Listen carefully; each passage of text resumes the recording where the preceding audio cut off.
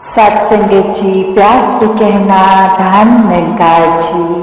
तो ये सुकून यहाँ समर्पित होने के बाद जो मिलता है, तो कैसे समर्पण के साथ सुकून। तो अपने जीवन में जहाँ हम समर्पण की बात करते हैं, तो ये समर्पण कैसा समर्पण है। एक समर्पण सिर्फ ये तो नहीं कि कभी अक्सर जीवन में हम देख लेते हैं, हम कह देते हैं कि हमसे कोई सीनियर है, वो कुछ ऑर्डर्स दे रहे हैं और हम करते चले जा रहे हैं। अक्सर किसी ना किसी प्रोफेशन में देखा है, ऑफिसेज में या किसी भी सर्विस में, तो एक सीनियर का ऑर्डर मान लेना या फिर कोई अथॉरिटेटिव पर्सन, कोई टीचर, कोई और इस तरह से जो हम पे कोई बात करते हैं और वो मान लेना, वो अक्सर ये रूप उसका समर्पण का नहीं बन पाता, क्योंकि ये रूप तो वो डर से है कि वो जो कह रहे हैं वो करना ही होगा, वरना नौकरी से निकाल दिए जाएंगे, वरना फिर कोई और इस बात की रेपरकशन हो सकती है। तो एक वो बात मानना वो हर प्रोफेशन में हो जाता है, पर मन वहां समर्पित नहीं होता। वो किसी भय के कारण या किसी और अन्य कारण से समर्पण होता है। तो यहाँ समर्पण होना मतलब एक दिल में प्रेम को रखते हुए प्रेम से समर्पित होना, ये प्यार से अपने आप को खोकर सिर्फ इस परमात्मा का होकर, ये समर्पित भाव मन का अगर इस तरह का समर्पण है तो वो मुबारक समर्पण है।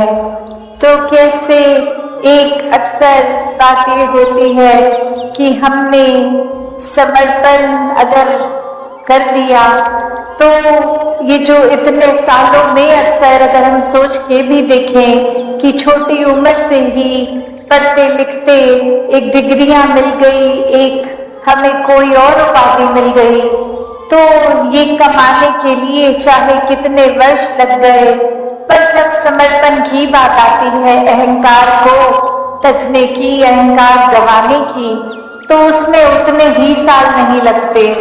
ये तो एक पल में ही समर्पण हो जाता है। जैसे ही ये मन समझ लेता है कि ये शरीर मैं नहीं हूँ, ये आत्मा का असली रूप परमात्मा है, और शरीर ने तो अपनी यात्रा कुछ सालों में करके इसका एक विनाश हो जाना है, तो कैसे ये समर्पित जीवन जिया जाए जब तक जीवन है। तो बात वही एक कहानी के साथ का सपनी रखना चाहेगी कि एक बार एक गुरु के पास शिष्य आता है जो काफी सालों के बाद, और आते ही अपने गुरु के आगे 1000 सोने की गिनियां दे देता है और ये कहता है कि इतने वर्ष मैंने काम काज किया और बात मन में यही आती रही कि आपके सामने आशीर्वाद देंगे जब 1000 गिनियां पूरी हो जाएंगी, और आज ये बोरी भर के आपके पास ये समर्पित करने के लिए आए हैं और आप इसको कबूल कीजिए। वही वो गुरु वो लेकर सामान अपने शिष्य से कहता है कि ठीक है, तुमने ये दी, मैंने स्वीकार करी, और अब ये जो सामने नदी बह रही है, सारी की सारी ये गिनियां उस पानी में बहा दो। और अब वो शिष्य के मन में सवाल कि क्या ये एक क्या ही बात हुई, इतनी मेहनत जो करी कि गुरु को देंगे, और अब वो दे भी दिया, तो उसके बाद वो इसको अपने पास नहीं रख रहे हैं, वो इसको नदी में बहाने को कह रहे हैं। तो वही वो सवाल कि क्या फिर वो समर्पण था कि अगर एक क्या होगा अब उस वस्तु का? जिस तरह हम देना चाह रहे थे वो उस तरह अपनाई नहीं गई, उसको साथ तो कुछ और ही करने को कह दिया। तो वही ये ख्याल जहां उस शिष्य को आया और फिर वो अपने मन फिर जीवन में हर पल ज्ञान को जीना, इस निरंकार के एहसास में सेवा सुमिरन सत्संग करते हुए जीना, तो ये जीवन भी जहाँ एक धन्य रूप है कि यही अवसर है, इसको चाहे तो धन्य करने परमात्मा के साथ मन को जोड़ के, या चाहे तो इस मनुष्य जीवन को गवा दें, और फिर जो गवाएंगे वो नुकसान उन्हीं का होगा कि एक अवसर सुनहरी मिला भी एक परमात्मा के एहसास में रह के भक्ति में मन को चूर रखने का, पर एक ध्यान जीते जी फिर घर बार एक और अन्य एक मटीरियलिस्टिक एक दुनियावी एक धन दौलत एक उसी में ही लगा दिया। और कैसे जिन्होंने संसार के चाहे सुख सुविधा उस रूप में हो या ना हो, फिर भी अहमियत संसारिक वस्तुओं को नहीं परमात्मा को ही दी, उनके जीवन में वाकई ही असली धन उनको मिल गया। कैसे जीवन में जीते जी फिर उन्होंने एक ना कि सिर्फ असली मानव की तरह अपना जीवन जिया, पर वो आगे भी सबको प्रेरणादायक ही जीवन जीते गए, जहाँ किसी को उनको ये नहीं बोलना पड़ा कि हमारे जीवन को देखो, हमारा जीवन कितना अच्छा है, पर औरों ने खुद ही ये देखा कि जो परमात्मा से जुड़ गए हैं ब्रह्म ज्ञान द्वारा, उनके जीवन से कितनी ज्यादा शिक्षा मिलती है। एक वो वाक्य ही मनुष्य के सिर्फ शरीर में ही नहीं है, एक मनुष्य का असली जीवन जी रहे हैं, सारे मानवीय गुण उनमें हैं, दैवीय गुण उनमें हैं। वो फिर एक प्रेरणादायक इसमें कि सिर्फ उनके जीवन को ही वो जी रहे हैं उस परमात्मा से जुड़कर भक्ति में रहकर, और वहीं अन्य व्यक्ति भी उनके जीवन को देख रहे हैं और यही इच्छा आ रही है कि इनके जैसा ही जीवन हमारा भी हो जाए। तो ऐसा जीवन जीना कोई किताबी बातें नहीं है, या फिर कोई वो बात नहीं है कि पहले त्रेता में सतयुग में द्वापर में ही ऐसे जीवन जिए गए। अभी अगर आज के दौर में भी देखें तो ऐसा जीवन भक्त आज भी जीते हैं, जो चाहे रहते तो इस संसार में ही है और संसार को त्याग के भक्ति नहीं करते। इस संसार में इसी घर गृहस्थी में धन दौलत एक रूप जो भी हो, चाहे वो रोजगार बड़ा हो छोटा हो, उसी रूप में रह के परमात्मा का धन्यवाद भी जहाँ करते हैं, वही एक परमात्मा के आश्रय अपने जीवन को हर पल चलाते हैं कि जो परमात्मा ने दिया उसी में शुक्राना, ये परमात्मा का धन्यवाद। तो कैसे अपने जीवन को हर कोई एक ज्ञान की रोशनी से एक बहुत ही सहज और सरल जीवन जी सकता है, जिस जीवन में दिखावा मात्र नहीं रह जाता, एक असली सच्चाई से इस परमात्मा से जुड़कर जीवन में खुद भी एक अपने रोशनी ही करा जा सकता है, फिर वो मन का ठहराव अपने आप आ जाता है।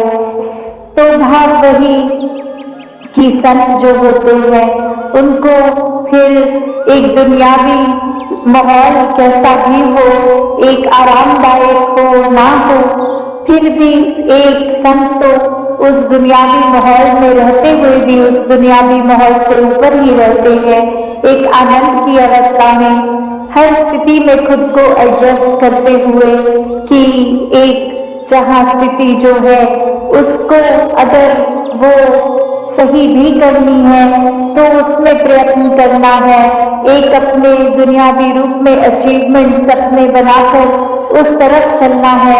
पर अगर परमात्मा को मंजूर नहीं और वो एक कार्य उस तरह से ना हो जैसा सोचा रखा है, तो भी एक परमात्मा को कोसते नहीं है भक्त, एक परमात्मा को शुक्राने भाव से यही मन के भाव रखते हैं कि इसी में ही भलाई होगी, इसलिए ये कार्य हम जैसे चाहते थे वैसे नहीं हो पाया।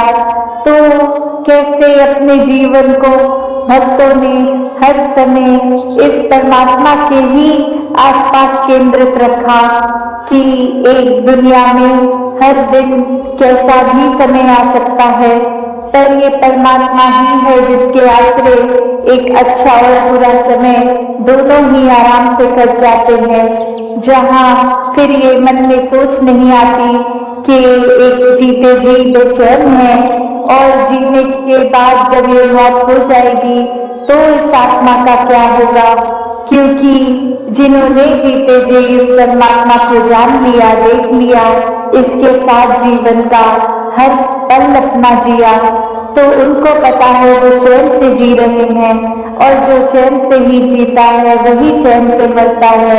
और कैसे ये आत्मा को जीते जी जहाँ चैन मिल गया, अपनी असली घर का पता चल गया। एक क्या है ये आत्मा, वाक्य में सिर्फ शरीर नहीं है, एक आत्मा तो इस परमात्मा का अंश है।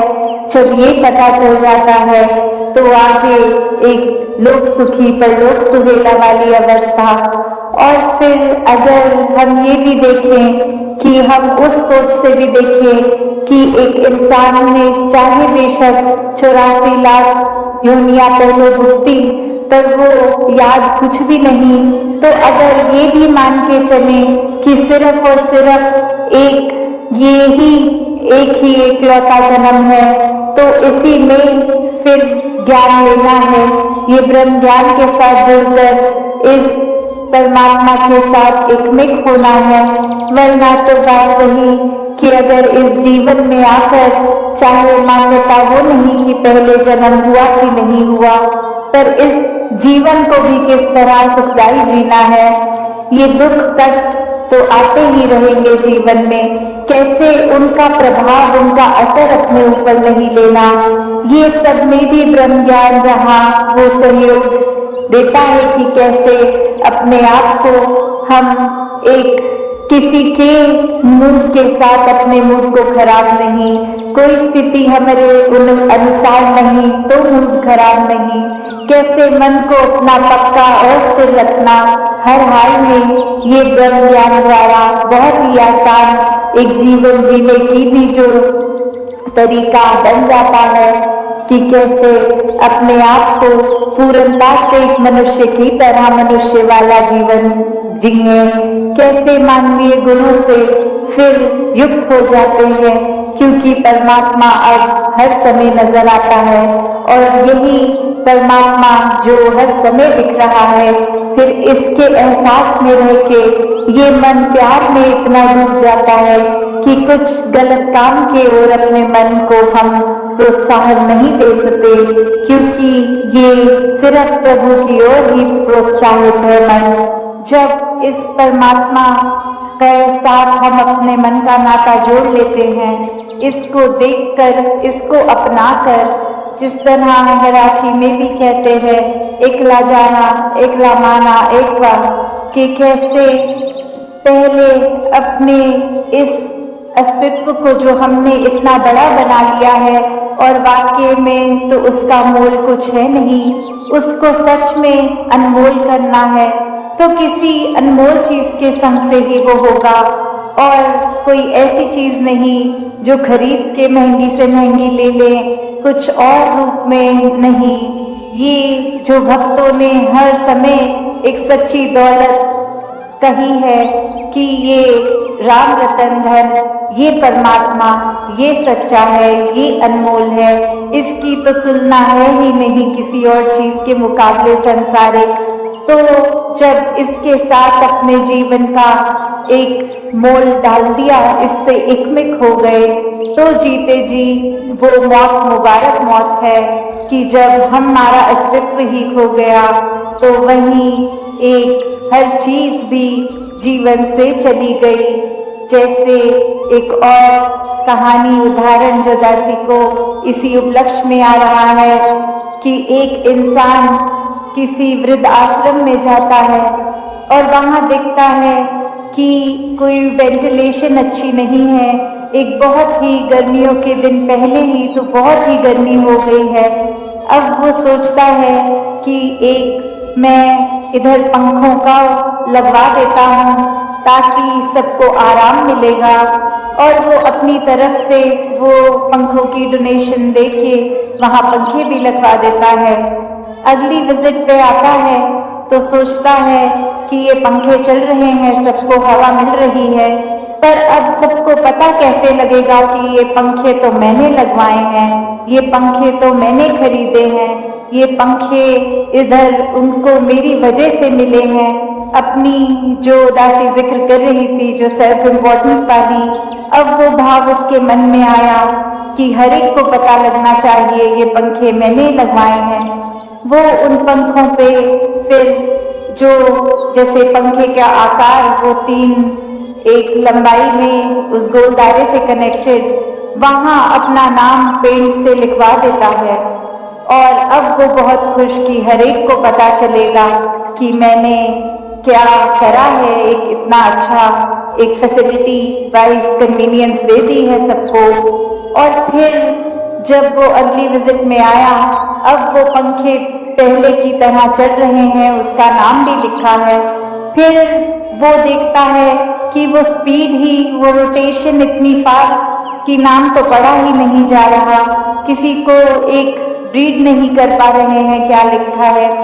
फिर वो क्या करता है कि स्विच से पंखे बंद कर देता है, और फिर गर्मी वैसे की वैसे ही, पर वो बहुत खुश कि अब कोई भी मुड़ के ऊपर छत की ओर देखेगा कि गर्मी लग रही है तो बस मेरा ही मेरा नाम पढ़ेगा, और तो उसको कुछ एक राहत तो नहीं मिलेगी क्योंकि पंखे बंद हैं, पर इतना तो पता चल जाएगा कि ये राहत के लिए पंखों का इंतजाम मैंने कराया।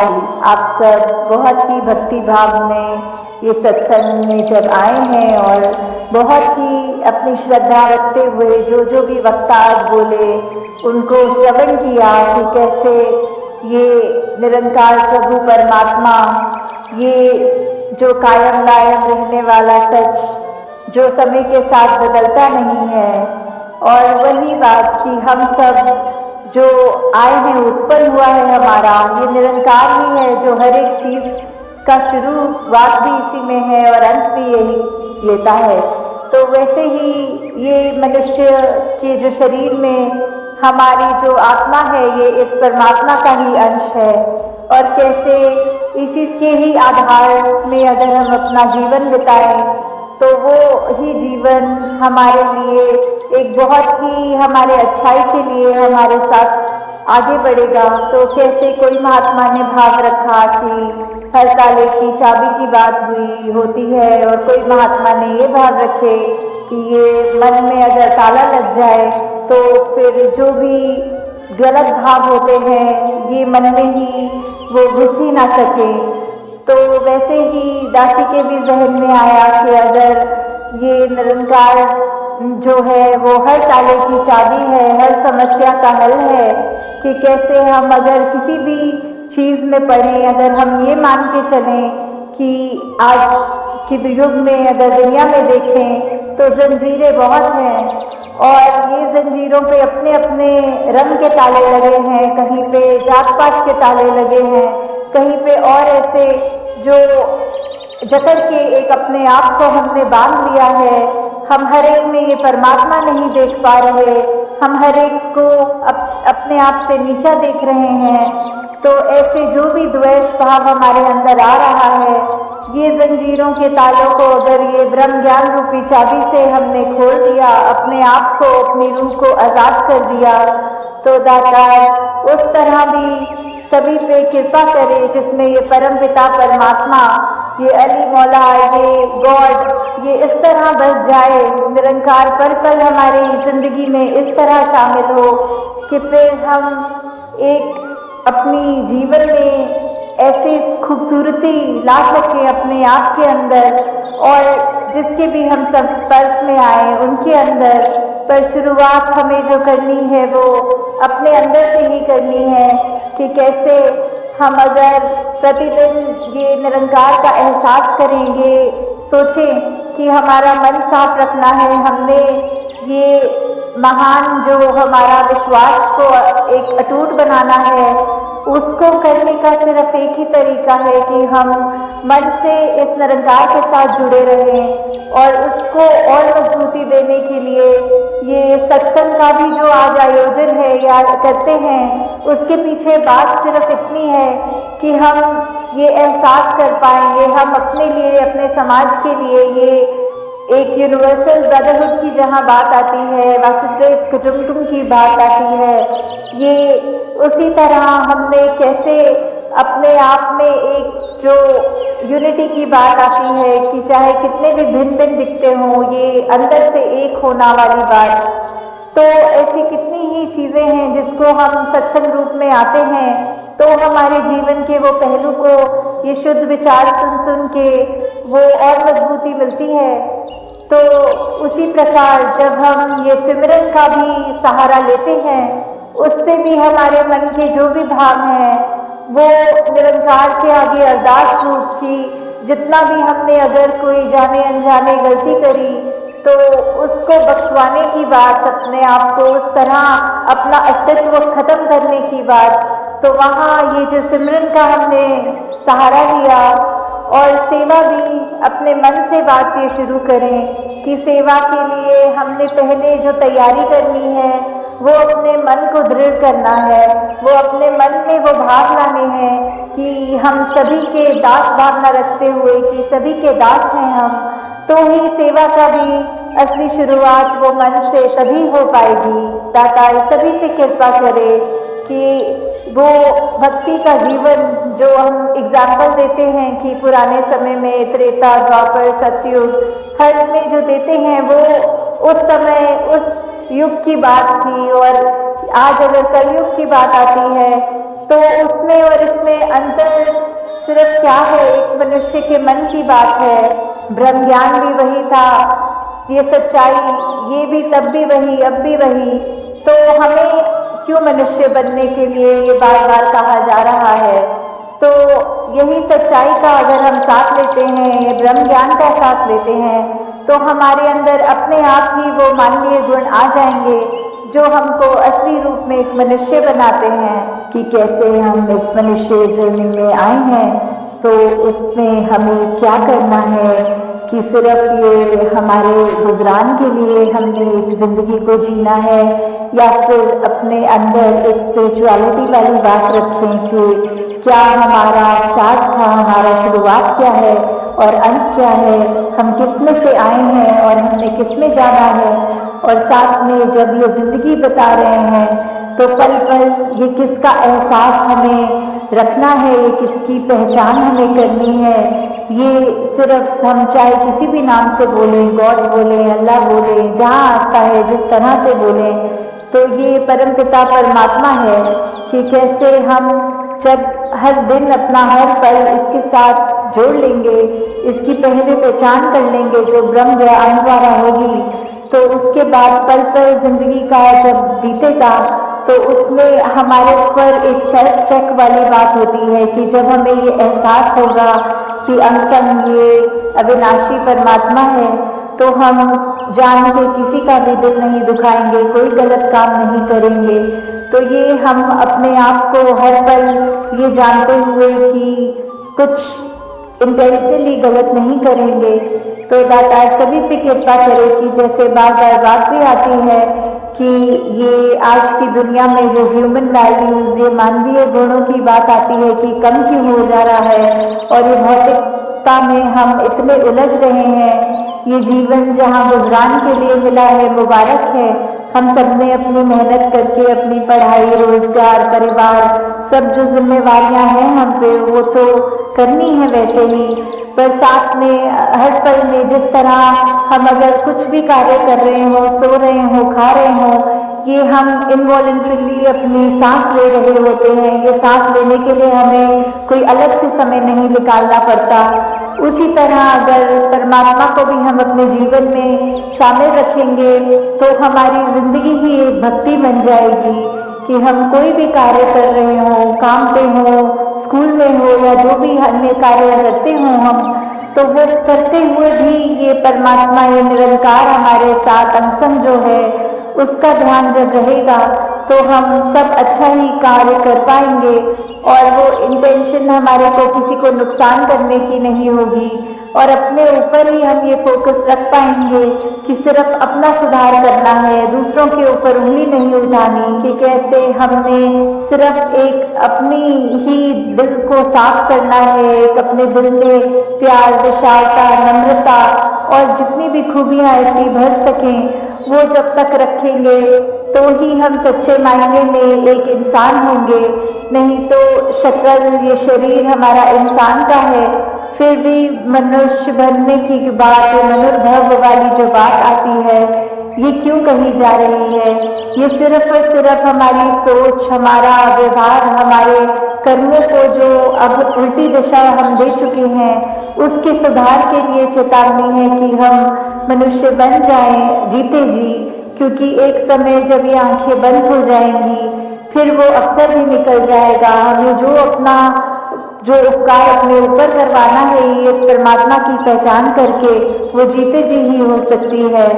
तो अंत में यही अरदास परमात्मा से कि निरंकार कृपा करे कि सबको ये जो सेवा, सुमिरन और सत्संग हमारे हिस्से में है उसको हम पूरी लगन से करें। सिर्फ उसको ऐसे ना बना लें कि सत्संग है तो जाना है और बिना सुन के, बिना अपने कर्मों में डाल के वो अच्छे गुण सिर्फ आना जाना एक रिचुअल की तरह नहीं करना।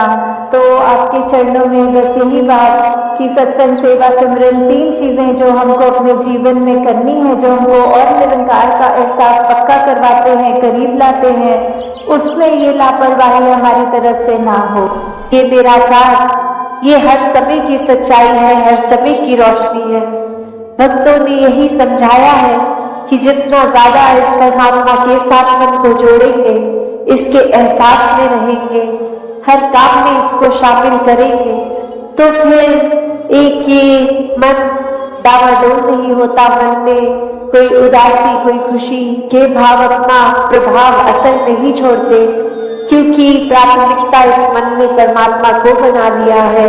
और फिर ये प्रायोरिटी बेस जब इस परमात्मा को ही हर समय दिमाग में, दिल में रखते हैं तो बाकी चीजों का असर उस तरह नहीं होता कि कोई अगर बिजनेस में नुकसान है तो एक डिप्रेशन की ओर मन जा रहा है, या फिर कुछ इतनी उपलब्धि मिल गई, अचीवमेंट मिल गई कि इतनी खुशी कि औरों के बारे में फिर सोचना ही छोड़ दिया, खुद में इतनी ईगो ले आए, एक अपने आप को बहुत ही इम्पोर्टेंट बना दिया।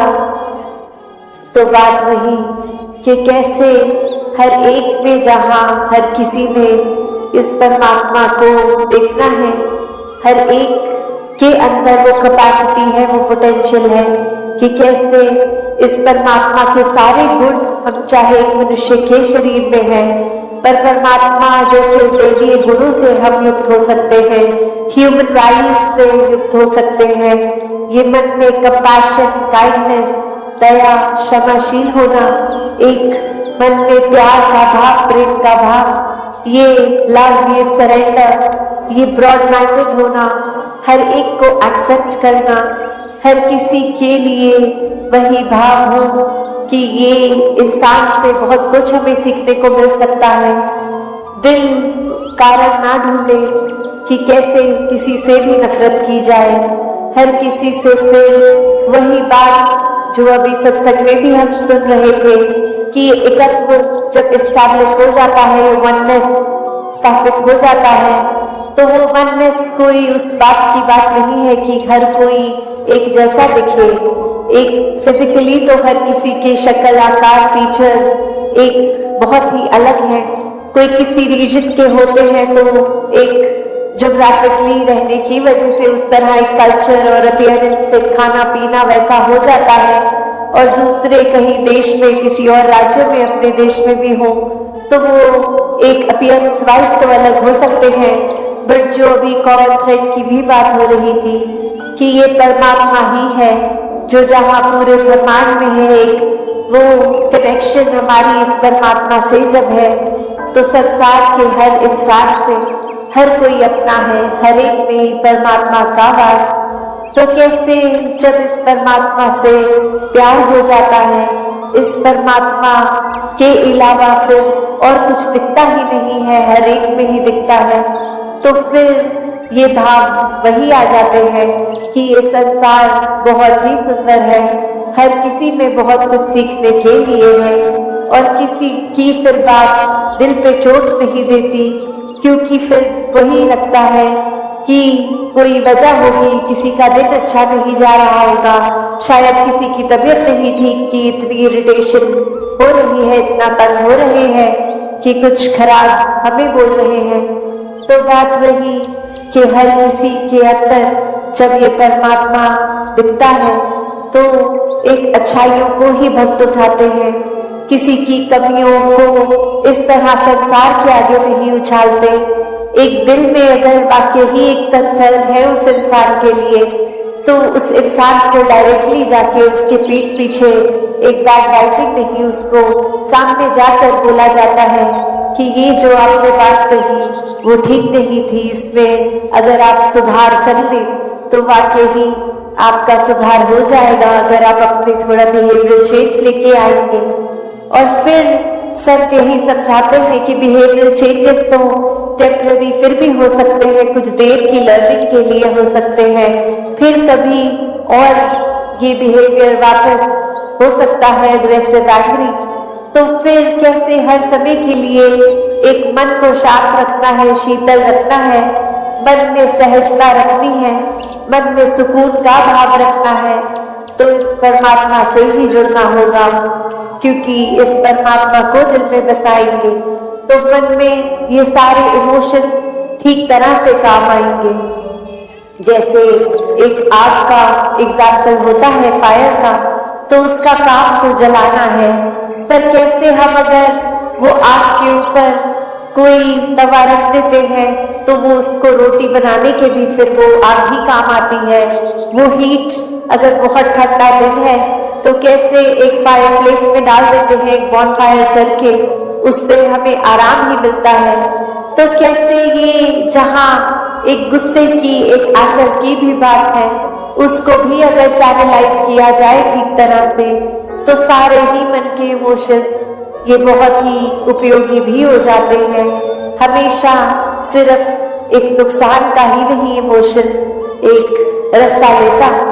तो कैसे अपने आप को अगर सही तरीके से रखना है, सही रास्ते पे रखना है, सही सोच, सही दिल के भाव, सही बातचीत के लिए वो शब्दों का प्रयोग मन में हर एक को एक आराम देने के भाव से किया जाए, तो फिर एक सामने वाले का भी हम वो सुधार कर लेते हैं। शुरुआत चाहे अपने आप से ही करनी है, पर फिर भी अगर किसी की कोई एक बात ठीक नहीं तो उसको बहुत आराम से करके एक वो अटेन जो करना है, जो अचीव करना है, वो चेंज भी सामने वाले में दिखेगा। तो कैसे हर एक के लिए संतों ने हमेशा एक बहुत ही दिल से एक प्रयत्न किया कि जहां ये आत्मा का कल्याण हो, ये आत्मा का इस परमात्मा से मिलन होता है, तो एक वाकई ही ये जो हम हर जगह सुनते आए हैं कि ये इतनी योनियों के बाद मनुष्य योनि भी मिली और अब इस मनुष्य योनि में ही जीते जी इस परमात्मा की प्राप्ति है। और अगर कोई उस आइडियोलॉजी से सहमत नहीं भी है, सिर्फ इसी जीवन को अपनी फर्स्ट लाइफ की तरह भी देखे, तो भी कितना कुछ है जो जीवन का समय, कितना टाइम है जो हमें मिला है, इतने साल मिले हैं, उसको हमने कैसे जीना है, उसको हमने किस तरह पॉजिटिवली, कंस्ट्रक्टिवली हर समय को जीना है। साथ संगत जी, ध्यान निरंकार जी। कुछ घंटों से सत्संग में सभी ने ये श्रवण किया कि कैसे अपने जीवन को एक असली जीवन बनाया जाए। ये छोटी मोटी बातें, ये आपसी मनमुटाव, ये नजर जो भेदभाव दिखती है, ये ऐसी दृष्टि से खुद को मुक्त किया जाए, एक दूसरे से सिर्फ प्यार का रिश्ता बनाया जाए, एक दूसरे में परमात्मा के दर्शन किए जाएं। और ऐसा ही संदेश भक्तों ने युगों युगों से दिया है कि इस संसार में आकर अपने जीवन को सुहेला कर लो, ये जीवन में इस परमात्मा की प्राप्ति कर लो, ये ब्रह्म ज्ञान द्वारा अपनी असली पहचान कर लो।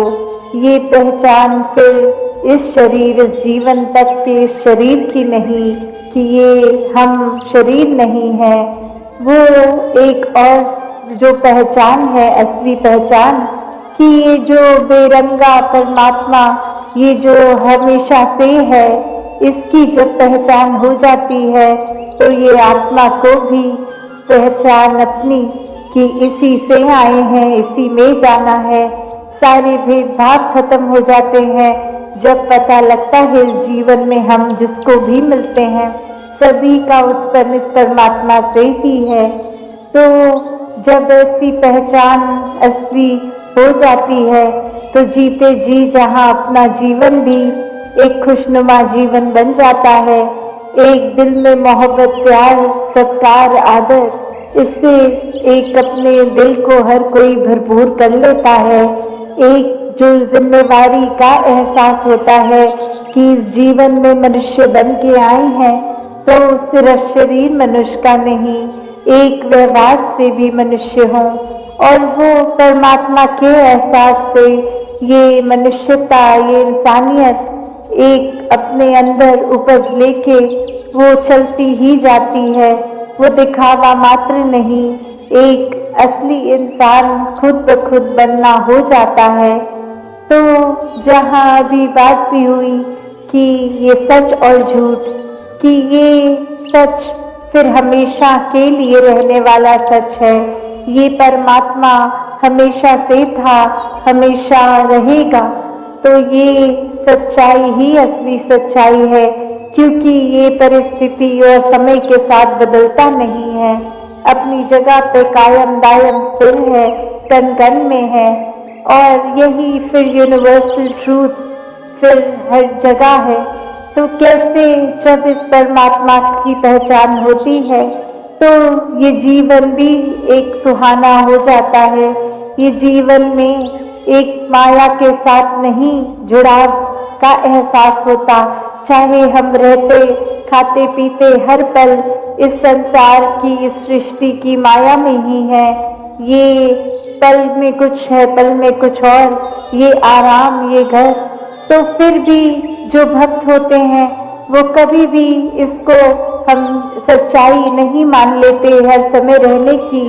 भक्तों को हमेशा एहसास है कि ये परमात्मा ने एक साधन बख्शे हैं घर के, एक कामकाज के, इसमें अपने आप को इतना भी बिजी नहीं करना कि आज अगर वो घर है कल नहीं है, आज अगर कामकाज है कल नहीं है, तो उससे ये मन तनाव महसूस करने लगे, ये उदासी एक मन पे छा जाए। तो भक्तों ने ये सच्चाई को अपनाने को कहा है कि पारिवारिक एक सामाजिक जिम्मेवारी निभाते हुए भी प्राथमिकता इस परमात्मा को ही देनी है। और ऐसे ही एक इंसान फिर जो जुड़ जाते हैं इस परमात्मा से, वो कोई भी कार्य कर रहे हो किसी भी समय, ये ध्यान, ये मन, ये भक्ति में ही रंगा रहता है और कार्य भी बहुत ही चेतनता से कर सकता है फिर वो इंसान।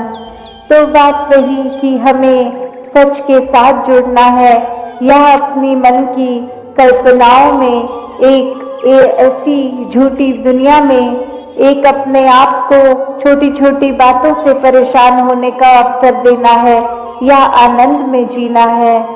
तो एक कहानी में भी जैसे एक जंगल में एक लोमड़ी शिकार के लिए एक अपनी गुफा से जब निकलती है और वो समय उसका सूरज की वजह से परछाई बहुत बड़ी लगती है उसको ये जमीन पर देखने से लगता है कि मैं कितनी बड़ी हूँ, और जब ये शिकार के लिए सोचती है कि आज तो कोई बहुत बड़ा जानवर का शिकार करके खाना पड़ेगा, क्योंकि मेरी परछाई देखकर मुझे पता लग रहा है मैं कितनी बड़ी हूँ। और ऐसे ही शिकार पर निकली, पर कोई जानवर नहीं। और अब शाम का समय भी हो गया।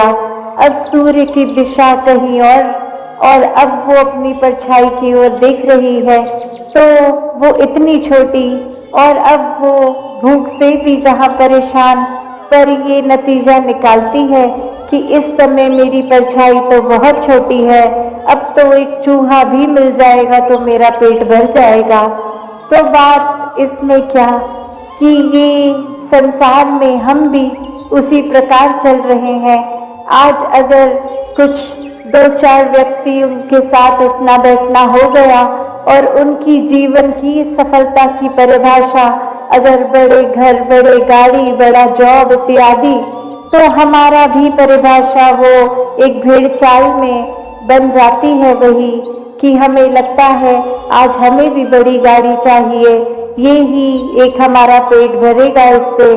एक ये नियत में ही फिर वो बात नहीं कि परमात्मा ने जहाँ काम किया है मेहनत करके, एक जो भी गाड़ी जितनी जेब में एक अलाउ करता है वो बजट, पर एक लालच जब आ जाता है कि चाहे साधन कम है फिर भी एक बेईमानी से चीजों को, धन दौलत को हासिल करना, तो ऐसा तो परमात्मा ने कभी नहीं चाहा कि इंसान आपस में ही छल कपट करें। और वही कैसे फिर एक झूठ में ही एक गुजारा हो जाता है।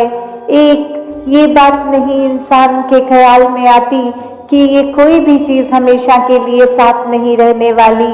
आज जो चीज नहीं है उसका बहुत ध्यान रखता है इंसान, कल वही पुरानी हो जाती है तो उसके प्रति लापरवाही, तो उसी से अंदाजा लग जाता है कि ये हर समय नहीं वस्तु काम आने वाली, ये अपनी इम्पोर्टेंस उसकी हर समय की नहीं बनती। तो कैसे हर समय जो इम्पोर्टेंट है वो ये परमात्मा है। ये परमात्मा को जो मन में बसाते हैं वो हर पल की अहमियत समझते हैं कि इस पल में हम या तो अपने आप को उलझनों में बांध सकते हैं या अपने मन को सुकून दे सकते हैं इस परमात्मा से जुड़ के। तो बात वही, जिनको उस परमात्मा के प्रति प्यार हो जाता है वो फिर स्वयं अपना जीवन एक सुधार के रास्ते पे ले चलते हैं। ये परमात्मा का एहसास पल पल रहता है तो एक कोई भी गलत रास्ते को नहीं अपनाते। तो बात वही कि परमात्मा का कॉन्सेप्ट तो हर किसी को पता है, तो फिर हर किसी का जीवन ऐसा क्यों नहीं है? क्योंकि ये परमात्मा को जब तक स्वयं देखकर नहीं, अपने जीवन में इसको अंग संग देखा नहीं, इसका एहसास नहीं किया, तो तब तक तो फिर ये कॉन्सेप्चुअली रूप रहेगा। पर एक बार जब ये नजर आता है तो दिल में फिर इसके प्रति प्यार, इसके साथ एकत्व का भाव जुड़ जाता है, और जब इस परमात्मा के साथ हो गए तो फिर उसकी बनाई हुई पूरी प्रकृति, इंसान चाहे कितने भी अलग अलग दिखते हों, फिर भी एक व्यवहार अलग सभी का, हर एक से फिर भी प्यार बन जाता है। जब इस एक परमात्मा से प्यार तो इसकी पूरी रचना से प्यार, तो ऐसे फिर मानवीय गुण जीवन में उतर जाते हैं। तो हर एक जहाँ अपने जीवन में प्राथमिकता इस परमात्मा को ही देता जाए, तभी ये सत्संग, सिमरन और सेवा का महत्व, कि हम दुनिया में पूरा दिन अगर कहीं भी हैं, कैसा भी प्रभाव ले रहे हैं, तो सत्संग आके फिर संतों की बातों को श्रवण करने का अवसर मिलता है। फिर अपने आप को वो सेल्फ करेक्शन मोड पे हम डाल सकते हैं, खुद का सुधार कर सकते हैं। मन में इस परमात्मा के प्रति ये सिमरन भाव, एक अपने दिल का नाता इस परमात्मा से जोड़कर, एक सेवा भाव भी फिर एक वाहवाह लेने के लिए नहीं, एक मन को समर्पित करके पूरी ह्यूमैनिटी के लिए वो भाव होता है, तो अहंकार भी खत्म हो जाता है और बस प्यार ही प्यार रह जाता है। तो ये भाव हर समय भक्तों के होते हैं। ऐसा जीवन हर कोई जिया जा सकता है। तो अंत में बस दासी, जहाँ सबने वो जन्मदिन की भी देश विदेश से मुबारकबाद आई, तो हर एक को दासी जहाँ धन्यवाद भी दिल से, वहीं ये अरदास कि दातार कृपा करे कि ये शरीर से जितनी सेवा लेनी है दासी, पूरी एक तन्मयता से आप सबकी सेवा करती चली जाए। तो दातार कृपा करे सभी पे कि ये जो सत्संग के प्रति रुचि है, ये जो सुमिरन में ध्यान सबका, ये परमात्मा के साथ, इस निरंकार के साथ ये जो एक अपना रिश्ता बनाने के लिए जब सिमरन करते हैं, ध्यान जोड़ते हैं और अपने किए गए सारे भी कोई भी अगर कोई कर्म हो या दिमाग में ख्याल तक कोई अगर गलत किसी के लिए आया हो, जब उसके लिए अपने आप को ये बख्शवाने वाली बात सिमरन में और सेवा भी साथ ही साथ चाहे किसी रूप में भी करने को मिले, चाहे वो एक अपने मन से शुरू करके कि भाव रखे कि दुनिया में कोई भी हो, हम कभी उसके काम आए तो उसकी मदद नहीं कर रहे हैं। ये समर्पित भाव से एक अपने आप को समर्पण करके इस परमात्मा के लिए कि परमात्मा तेरा ही अंश हर एक में है, हम सब आत्माएं हैं। तो ये शरीर चाहे कितने भिन्न भिन्न अलग दिखते हों, कोई किसी को के प्रति अपनी आस्था रखता है या पहरावे, कल्चर या रंग में किसी कोई भी तरह का जो भेदभाव है, अगर इस परमात्मा ने अपना ही अंश हर एक में डाला है तो फिर कैसे कोई हमसे कम अच्छा होगा, हर कोई हमसे ज्यादा श्रेष्ठ है। तो हमें जहाँ ये पता लगता है कि हमने हर एक के लिए सेवा भाव रखना है, ये अपने शरीर को भी उस उपयोग में लाएं कि किसी की उस तरह मदद नहीं, सेवा करें, अपने मन में ऐसे भाव लाएं जिससे पूरे मानवता के लिए हम कल्याण के रास्ते पर चलें। एक हमारे पास जो भी आर्थिक रूप में ये धन है उसको भी उसी में लगाएं जो परोपकार के लिए ही हो।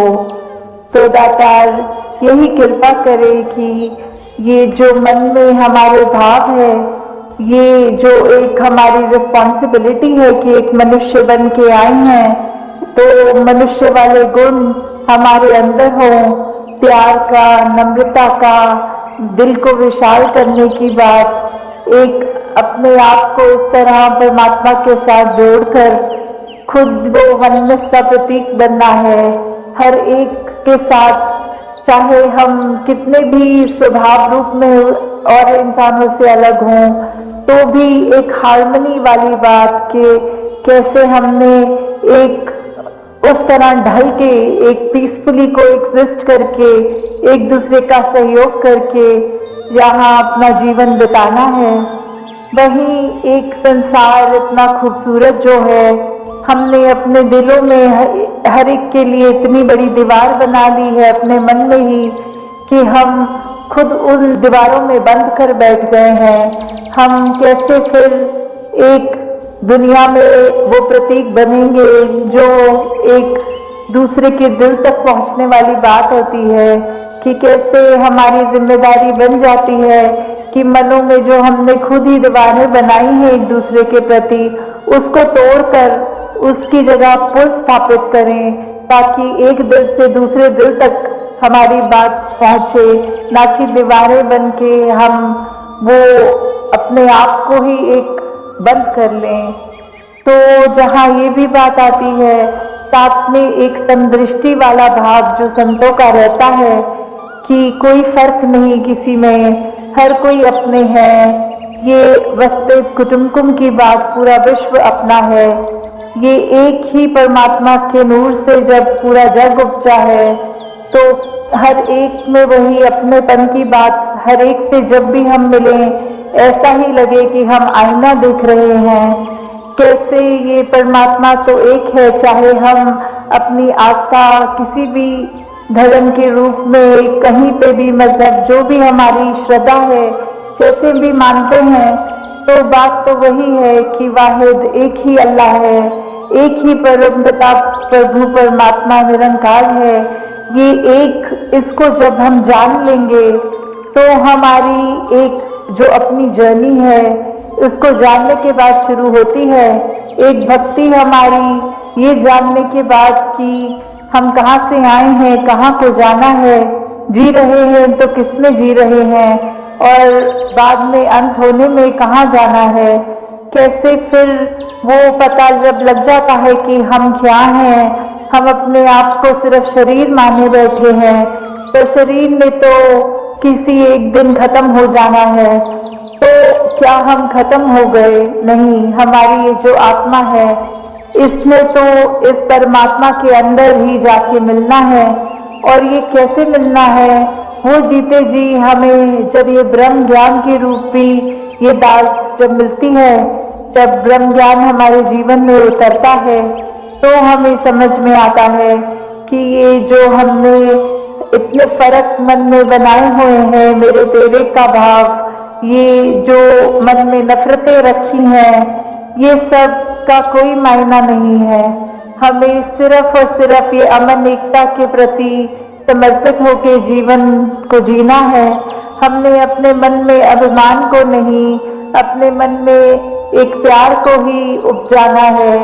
हमने कैसे इस परमात्मा के साथ एकमिक हो जाना है, और हर समय ये जब एहसास रहता है कि ये हर जगह है, हमारे अंग संग है, तो फिर वही बात आ जाती है कि हम जब ये जान चुके हैं किसमें सांस ले रहे हैं, क्या है जो शुरू से था अंत तक रहेगा, तो फिर हमें भी अपना ये पता लगेगा कि कैसे जितना ज्यादा हम ये बात एहसास में रखें कि परमात्मा अंग है, तो हम उतना ही ज्यादा अपने जीवन को साफ जी सकते हैं।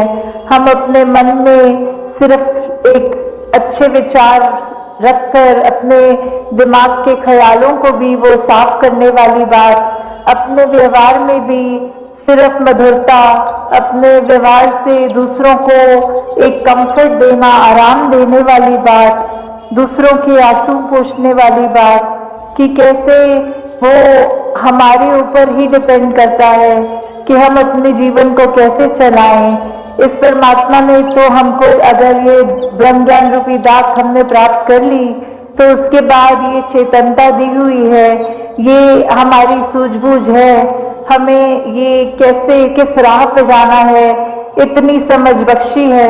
तो हम फिर खुद ही अब वो चुनाव की घड़ी है जहाँ हर पल जीवन जीते जीते वो होगी कि क्या हमने ऐसा इंसान बनना है जो अपने लिए तो एक खराब अपना जीवन कर ही रहा है, पर दूसरों को भी सिर्फ उनका सुख चैन छीन कर उनको भी दर्द बांट रहा है, या फिर एक ऐसा व्यक्ति बनना है जो जहाँ खुद तो मन में ये ठंडक, ये परमात्मा का दिया सब कुछ उसका शुक्राना कर रहा है, और साथ ही ये दूसरे के मन में भी जब जब भी कभी किसी से भी संपर्क होए तो उन पे क्या प्रभाव आ रहा है हमसे मिलने के बाद, क्या वो सचमुच ये कह रहे हैं कि ये व्यक्ति जैसा तो जीवन हर एक का होना चाहिए, इस व्यक्ति को मिले चाहे पल तो पल ही मिले पर बहुत सुकून मिला।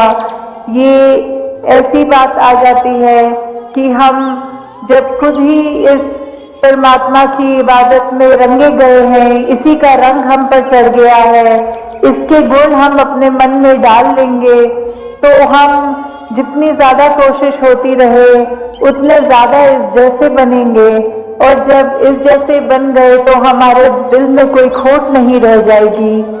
तो दातार कृपा करे कि कैसे हमने अपने जीवन में सिर्फ इसी बात का ध्यान रखना है कि हमारा एक एक कदम जो हो इस जीवन का वो वैसा हो जो युगों युगों से संत बताते हैं कि एक असली जीवन जिया उसको नहीं कहते कि सिर्फ सांसें लेनी है और अपने जो जो भी कार्य हैं उनको करना है।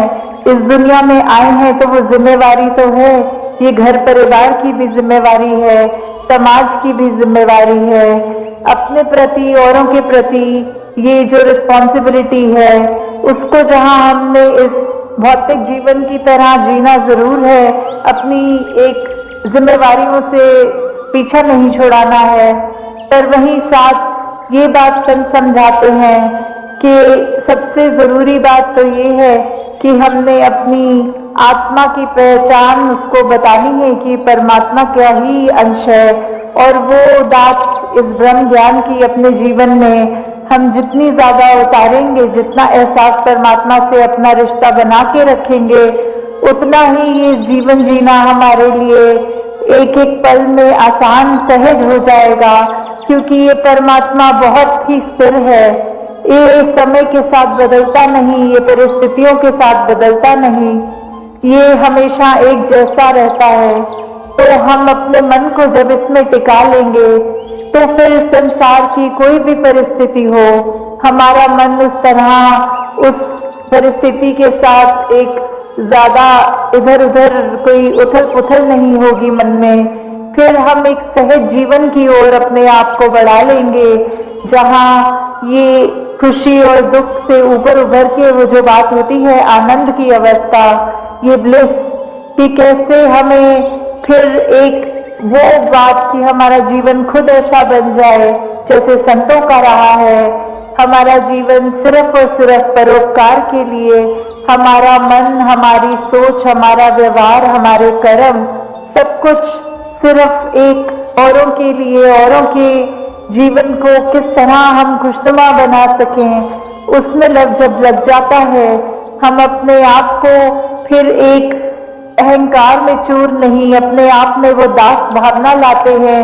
कि हम क्या किसी के लिए कुछ कर सकते हैं। ये तो दातार ने कृपा करी है कि हमसे कुछ अगर करवा भी रहा है तो ये हमारे हाथ नहीं, ये परमात्मा ने जरिया हमें बनाया है कि हम किसी के मुख पे थोड़ी सी भी हंसी ला सके। तो वही बात आ जाती है कि कैसे कभी कभी एक छोटी छोटी चीजें जो हम अपनी जिंदगी में, अपने व्यवहार में जब बदल लेते हैं तो उससे हम अपने लिए भी एक जिंदगी बहुत सुखदायी वाली बात आ जाती है कि ये खुशी खुशी जीवन में एक वो राह बना लेते हैं जिसमें चाहे परिस्थितियां दुख वाली भी हों तो भी एक परमात्मा से हम शिकवा नहीं करते कि हमारी जिंदगी ऐसी क्यों बना दी, उस व्यक्ति को तो ये सब दिया जिंदगी में पर मुझे ये कुछ नहीं दिया। फिर तो जितना मिलता है उसी में शुक्राना निकलता है कि मालिक तूने इतना तो दिया, ये हो सकता है इससे ज्यादा अगर मुझे देता था तो उसकी कदर में नहीं कर पाता, उसका उपयोग में अच्छे से नहीं कर पाता, तो जितना दिया है उसी में ये शुक्र की भाव, ये एक मन से एक जो थैंक्स निकलता है परमात्मा के लिए, जितना ज्यादा हम वो करेंगे, जितना हम समझेंगे कि हमारे साथ परमात्मा कुछ भी ऐसा नहीं होने देगा जो हमारे लिए एक कल्याणकारी बात नहीं है, तो उतने ही जल्दी हम अपने मन को ये ठहराव दे सकेंगे। एक हम अपने जीवन को उस बहती हुई ये फ्लोट जैसे करते हैं हम पानी में कि चाहे कैसी भी लहरें हों, हम बस एक छोर से दूसरी छोर वो फ्लोट करते करते एक ऊपर से ही पानी के आ जाएंगे। जैसे ये परिस्थितियां तो एक कार्पेट की तरह है, उसको अगर हम अपने कदमों के नीचे रखेंगे तो कैसी भी वो परिस्थिति हो, वो कार्पेट कितना भी टेढ़ा मेढ़ा हो या किसी भी रंग का हो, कैसा भी रूप आकार हो, तो वो परिस्थितियां भी ऐसी, अगर हम उनके ऊपर हैं उसको तवज्जो नहीं देंगे, उसको एक इतना अहम नहीं बनाएंगे तो ही ये जीवन आसान रहेगी। पर अगर हमने उसको अपने घर की छत बना लिया तो फिर हमें लगेगा कि सब कुछ परिस्थिति ही है, जैसे हैं अभी खुश हो जाएंगे, अभी कुछ ठीक नहीं हुआ तो इतने दुखी कि डिप्रेशन तक हमारे को ये डूब ले जाएगी। तो हमने किस तरह अपने आप को संभालना है, उसका तो ये परमात्मा ने रास्ता हमको दिया हुआ है। बस हमारा अब ये कर्म होता है कि हमने कैसे अपने आप को वो संतों वाली मति, ये जो संतों की सोच है, उस सोच को अपना के अपने जीवन को निखारते हुए अपने जीवन को आगे से आगे बढ़ाना है। तो दासी और समय नहीं लेगी इन्हीं शब्दों के साथ कि आप सबका जीवन जिस तरह ये लगन के साथ चलता जा रहा है सेवा सिमरन सत्संग के प्रति, इस निरंकार के प्रति, तो आगे से आगे भी अपने जीवन को इसी राह पे रखते हुए एक एक पल में इस परमात्मा का एहसास करते हुए ये जीवन को आगे चलाते जाएं। सत्संगत जी, धन्यवाद। सत्संग की महिमा जानना क्यों आवश्यक है? सत्संगत जी, आइए जानते हैं इस कहानी के माध्यम से। सत्संगत जी, सत्संग का अर्थ सत सत्य और संग साथ अर्थात सत्य का संग। सत्संग में साधु संतों ज्ञानी जनों और शास्त्रों की संगति होती है, जिससे जीवन में सकारात्मक परिवर्तन आता है। सत्संग की महिमा जानना क्यों आवश्यक है? सत्संगत जी, नंबर 1, आध्यात्मिक जागरण। सत्संग से आत्मज्ञान प्राप्त होता है, जिससे व्यक्ति अपने जीवन के उद्देश्य को समझता है। नंबर 2, मन की शुद्धि। सत्संग में सुनाई गई कथाएं, भजन और उपदेश मन को पवित्र और शांत बनाते हैं। नंबर 3, सद्गुणों का विकास। अच्छे विचारों और संस्कारों का निर्माण होता है, जिससे व्यक्ति प्रेम, करुणा और परोपकार की भावना को अपनाता है। नंबर 4, कुसंग से बचाव। बुरी संगति और नकारात्मक विचारों से बचने के लिए सत्संग एक ढाल का कार्य करता है। नंबर 5, संतों और ज्ञानी जनों का मार्गदर्शन। जीवन की उलझनों को सुलझाने के लिए अनुभवी संतों और ज्ञानी जनों के विचार प्रेरणा देते हैं। नंबर 6, सांसारिक मोह से मुक्ति। सत्संग से व्यक्ति को यह समझ में आता है कि यह संसार नश्वर है और उसे अपने जीवन को ईश्वर की भक्ति में लगाना चाहिए। नंबर 7, आध्यात्मिक शांति और आनंद। सत्संग से मन को गहरी शांति और आनंद की अनुभूति होती है, जिससे जीवन में सकारात्मक ऊर्जा बनी रहती है। सत्संग न केवल हमें सत्य से जोड़ता है, बल्कि जीवन को सफल, शांतिपूर्ण और आनंदमय बनाता है। इसलिए इसकी महिमा को जानकर इसे अपने जीवन में अपनाना आवश्यक है। सत्संग जी, सत्संग की महिमा जानना इसलिए आवश्यक है क्योंकि यह हमारे जीवन को सही दिशा देता है और आत्मिक शांति प्रदान करता है। सत्संग का अर्थ है सत्य का संग। सत्संग जी अर्थात सद्गुणों, सच्चाई और आध्यात्मिकता से जुड़ना। जब हम संतों, महापुरुषों और सद्ग्रंथों की वाणी सुनते हैं तो हमारा चित्त शुद्ध होता है और हम सही गलत का विवेक प्राप्त करते हैं। सत्संग से हमें यह समझ में आता है कि यह संसार नश्वर है और हमें अपनी आत्मा के कल्याण के लिए सत्य के मार्ग पर चलना चाहिए।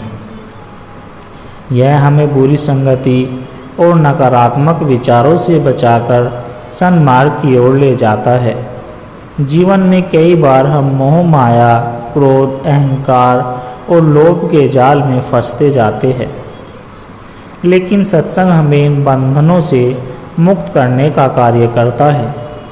जब हम नियमित रूप से सत्संग में सम्मिलित होते हैं तो हमारा मन शांत रहता है, विचार शुद्ध होते हैं और हमारे भीतर करुणा, प्रेम और दया जैसे सद्गुणों का विकास होता है।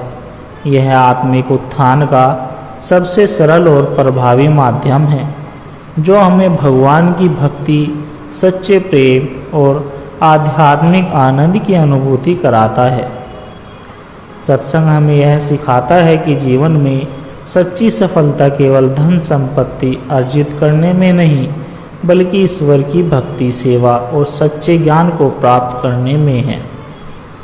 हम अच्छे विचारों, सकारात्मक ऊर्जा और संतों की शिक्षाओं से जुड़े रहते हैं तो हमारा जीवन सुखमय और शांतिपूर्ण बनता है। इसलिए सत्संग की महिमा को जानना और इसे अपने जीवन में अपनाना अत्यंत आवश्यक है ताकि हम आत्मिक शांति और परम आनंद की ओर अग्रसर हो सके।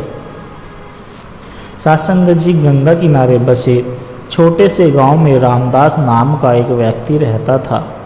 वह बहुत ही परिश्रमी था, लेकिन जीवन में हमेशा तनाव और परेशानियों से घिरा रहता था। उसे लगता था कि उसके पास धन संपत्ति तो है, लेकिन सच्ची खुशी नहीं। वह हमेशा चिंतित रहता कि उसके जीवन में शांति क्यों नहीं है। एक दिन गांव में एक प्रसिद्ध संत आए और सत्संग का आयोजन हुआ। रामदास ने पहले तो जाने से इनकार किया, लेकिन उसके मित्र ने कहा, सिर्फ एक बार चलकर सुन लो, हो सकता है तुम्हारी सारी समस्याएं हल हो जाए। अनमाने भाव से ही सही, लेकिन वह सत्संग में चला गया। संत ने एक बहुत सुंदर कथा सुनाई। उन्होंने कहा, एक बार एक राजा के पास अपार धन संपत्ति थी, फिर भी वह हमेशा दुखी रहता था। उसने कई विद्वानों से पूछा कि उसे सच्ची शांति कैसे मिलेगी, लेकिन कोई भी संतोषजनक उत्तर नहीं दे सका। फिर वह एक ऋषि के पास गया और अपना दुख सुनाया। ऋषि मुस्कुराए और बोले, राजन, तुमने धन तो कमाया, लेकिन सत्संग नहीं किया। जिस दिन तुम सत्संग करोगे, तुम्हारे मन का अंधकार दूर हो जाएगा। राजा ने ऋषि के कहे अनुसार सत्संग में भाग लेना शुरू किया और कुछ ही समय में उसके जीवन में आनंद और शांति आ गई। सत्संग जी रामदास इस कथा को सुनकर अचंभित रह गया। उसने सोचा, शायद मेरे जीवन में भी यही समस्या है। मैं केवल धन कमाने में ही व्यस्त रहता हूँ, लेकिन कभी आत्मिक शांति की ओर ध्यान नहीं दिया। उस दिन के बाद रामदास ने नियमित रूप से सत्संग जाना शुरू किया। धीरे धीरे उसके जीवन में सकारात्मक परिवर्तन आने लगे। उसका क्रोध कम हो गया, मन की अशांति दूर हो गई और उसे जीवन का सही उद्देश्य समझ में आने लगा। कुछ समय बाद गांव के लोग भी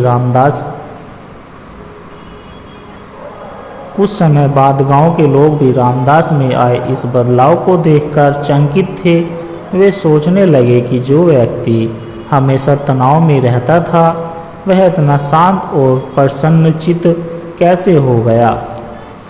जब उन्होंने रामदास से इसका रहस्य पूछा तो उसने मुस्कुराकर कहा, यह सब सत्संग की महिमा है।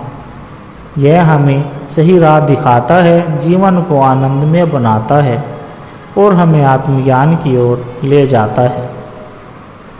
सत्संग जी इस कहानी से हमें यह सीख मिलती है कि केवल भौतिक सुख संपत्ति ही हमारे जीवन का उद्देश्य नहीं है। सच्ची शांति और आनंद के लिए सत्संग का मार्ग अपनाना आवश्यक है। सत्संग हमें सत्य की ओर ले जाता है, बुरी संगति और नकारात्मक से बचाता है और हमारे मन को शुद्ध करता है। इसलिए यदि जीवन में सुख, शांति और सफलता चाहिए तो सत्संग की महिमा को समझना और इसे अपनाना बहुत जरूरी है।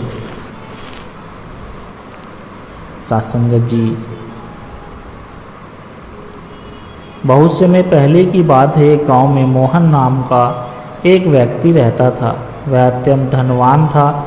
उसके पास सुख सुविधाओं की कोई कमी नहीं थी, लेकिन फिर भी उसके मन में शांति नहीं थी। दिन भर वह अपने व्यापार और धन संपत्ति बढ़ाने में लगा रहता, लेकिन जब रात होती तो उसे बेचैनी और अशांति महसूस होती। वह सोचता, आखिर मेरे पास सब कुछ होते हुए भी मैं खुश क्यों नहीं हूँ। एक दिन गांव में एक प्रसिद्ध संत का आगमन हुआ। संत का नाम स्वामी था और उसने गांव में सत्संग का आयोजन किया। गांव के कई लोग वहां जाने लगे, लेकिन मोहन ने यह कहकर मना कर दिया कि मेरे पास इतना समय नहीं है कि मैं सत्संग में बैठकर कहानियां सुनूं। मोहन का एक पुराना मित्र रघु, जो पहले बहुत क्रोधित और चंचल स्वभाव का था, वह अब बिल्कुल शांत और प्रसन्नचित्त रहने लगा। मोहन ने उससे पूछा, तुम्हारे जीवन में इतना बदलाव कैसे आया? रघु ने मुस्कुराकर जवाब दिया, सत्संग की शक्ति से अगर तुम चाहो तो एक बार आकर अनुभव कर सकते हो। मोहन ने सोचा, चलो एक बार सुन ही लेते हैं, इसमें कोई नुकसान तो नहीं। वह सत्संग में गया और स्वामी जी के वचन सुनने लगा। संत ने कहा, मनुष्य के पास चाहे कितना भी धन संपत्ति हो, लेकिन यदि उसका मन शांत नहीं है तो वह सुखी नहीं हो सकता। सच्चा सुख बाहरी चीज़ों में नहीं, बल्कि आत्मा की शुद्धि और सत्संग के माध्यम से प्राप्त होने वाली सकारात्मक ऊर्जा में है। संत ने एक सुंदर उदाहरण दिया। यदि एक मटका गंदे पानी से भरा हो और उसमें धीरे धीरे स्वच्छ डाला जाए तो एक समय ऐसा आएगा जब मटका पूरी तरह स्वच्छ जल से भर जाएगा। ठीक वैसे ही यदि हम सत्संग रूपी ज्ञान और भक्ति को अपने जीवन में अपनाएं तो हमारे अंदर के सारे नकारात्मक विचार और अशांति दूर हो जाएगी।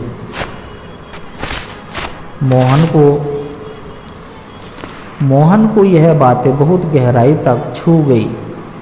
उसने महसूस किया कि वह सिर्फ भौतिक सुखों के पीछे भाग रहा था, लेकिन आत्मिक शांति की ओर कभी ध्यान ही नहीं दिया। उस दिन के बाद से उसने नियमित रूप से सत्संग में भाग लेना शुरू कर दिया।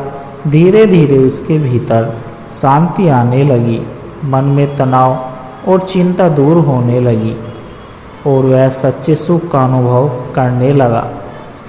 कुछ महीनों बाद गांव में सभी ने देखा कि मोहन, जो हमेशा अपने व्यापार और धन संपत्ति की चिंता में डूबा रहता था, वह शांत और प्रसन्न रहने लगा। जब किसी ने उससे इसका कारण पूछा तो उसने कहा, सत्संग ने मेरी आंखें खोल दी। पहले मैं सोचता था कि धन से ही सब कुछ संभव है, लेकिन अब मैंने समझा कि सच्चा सुख केवल आत्मिक शांति और भगवान की भक्ति में है। सत्संग जी, सत्संग हमारे विचारों को सकारात्मक और निर्मल बनाता है। यह हमें सिखाता है कि असली सफलता ईश्वर, भक्ति और सेवा में है, न कि धन संपत्ति में। जब हम अच्छे विचारों और भक्ति से जुड़ते हैं तो जीवन में मानसिक शांति और सच्चा सुख प्राप्त होता है। सत्संग हमें बुरी संगति और नकारात्मक सोच से दूर रखता है। यह हमें सच्चे ज्ञान की ओर ले जाता है और जीवन को सार्थक बनाता है। इसलिए सत्संग की महिमा को जानना और उसे अपने जीवन में अपनाना बहुत आवश्यक है। यह हमें सच्ची शांति, आत्मिक उत्थान और परम आनंद की ओर ले जाता है। यदि आप भी जीवन में सच्चा सुख और शांति चाहते हैं तो सत्संग को अपनाइए और अपने जीवन को दिव्यता से भर दीजिए। सत्संग जी, बहुत समय पहले की बात है। एक राजा था जिसका नाम विक्रमसेन था। वह बहुत ही पराक्रमी और बुद्धिमान था। उसके राज्य में धन धान्य की कोई कमी नहीं थी। लोग उसकी न्यायप्रियता की प्रशंसा करते थे, लेकिन फिर भी राजा के मन में एक अजीब सी बेचैनी थी। वह अक्सर अकेले बैठकर सोचता, मेरे पास सब कुछ है, वैभव, ऐश्वर्य, सेना, प्रजा का प्रेम, फिर भी मेरा मन अशांत क्यों रहता है। राजा ने कई विद्वानों, पंडितों और ज्योतिषों से इसका समाधान पूछा, लेकिन कोई भी उसके सवाल का सही उत्तर नहीं दे सका। एक दिन एक साधु राजा के महल में आए वह बहुत तेजस्वी और शांत स्वभाव के थे। राजा ने उनके चरणों में प्रणाम किया और अपनी समस्या बताई। गुरुदेव, मेरे पास सब कुछ है लेकिन मेरा मन फिर भी अशांत रहता है। कृपया मुझे इस बेचैनी का कारण बताइए और इसका समाधान बताइए। साधु बोले, राजन, इसका उत्तर मैं तुम्हें दूंगा, लेकिन पहले तुम्हें एक कार्य करना होगा। तुम अपने राज्य में जाकर खोजो कि सबसे सुखी व्यक्ति है और फिर उसे मेरे पास लेकर आओ। राजा को यह कार्य बहुत सरल लगा। उसने अपने सैनिकों और सेवकों को आदेश दिया कि वे राज्य में सबसे सुखी व्यक्ति को ढूंढ कर लाए। कई दिनों तक खोजबीन हुई, लेकिन जब भी किसी से पूछा जाता क्या तुम सबसे सुखी हो, तो कोई कहता मेरे पास धन की कमी है, तो कोई कहता मेरे बच्चे मेरा कहना नहीं मानते, तो कोई अपनी सेहत को लेकर चिंतित था। राजा को समझ नहीं आ रहा था कि इस पूरे राज्य में कोई भी पूर्ण रूप से सुखी क्यों नहीं है। अंततः वह स्वयं गांव में घूमने निकला। चलते चलते वह एक छोटे से आश्रम में पहुंचा, जहां एक वृद्ध संत एक वृक्ष के नीचे ध्यान मग्न थे। उनका मुखमंडल तेज से चमक रहा था और उनमें अद्भुत शांति थी। राजा ने उनसे पूछा, महात्मन, क्या आप सबसे सुखी व्यक्ति हैं? संत ने मुस्कुराकर कहा, राजन, सच्चा सुख बाहरी चीजों में नहीं बल्कि आत्मा की शांति में है। मैं हर परिस्थिति में प्रसन्न रहता हूँ, क्योंकि मैंने अपने सुख को वस्तु, धन या संबंधों में नहीं बल्कि ईश्वर की भक्ति और आत्मज्ञान में खोजा है। राजा ने विस्मय से पूछा, तो क्या धन, राज्य, परिवार और ऐश्वर्य हमें सुख नहीं दे सकते?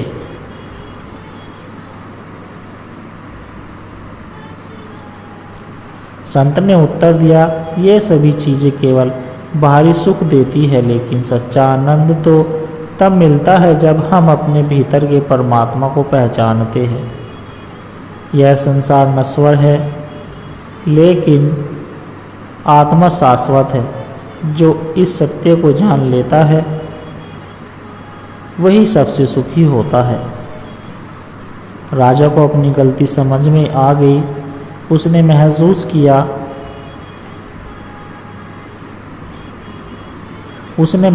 किया कि वह सच्चे सुख को गलत जगह खोज रहा था। उसने साधु के चरणों में गिरकर कहा, गुरुदेव, अब मैं समझ गया कि मेरा मन अशांत क्यों है।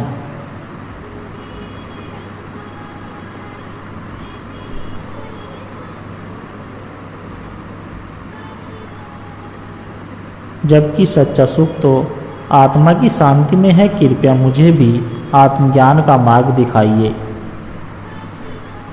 साधु ने राजा को सत्संग, ध्यान और भक्ति का महत्व समझाया। धीरे धीरे राजा का मन शांत होने लगा और उसने आत्मिक सुख का अनुभव किया। वह पहले की तरह राजकाज करता था, लेकिन अब उसकी प्राथमिकता ईश्वर की भक्ति और आत्मिक संतोष बन गई। सच्चा सुख बाहरी चीजों में नहीं बल्कि आत्मा की शांति में है। धन, वैभव और ऐश्वर्य क्षणिक होते हैं, लेकिन आत्मज्ञान और भक्ति शाश्वत आनंद देते हैं।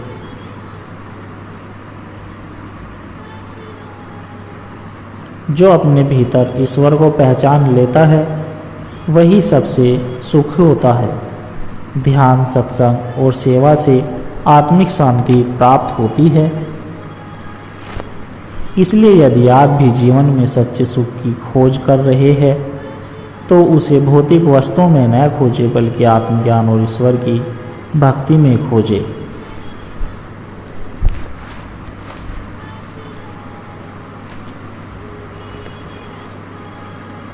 सात संगत जी, आप जी को अगर कहानी विचार अच्छे लगे हो तो लाइक कमेंट शेयर ज़रूर करें और हमारे चैनल को भी सब्सक्राइब कर दें। और दास को आशीर्वाद दे आप जी के चरणों में हर रोज़ ऐसी ही सत्संग विचार प्रेरणादायक कहानी विचार लेकर आता रहूं।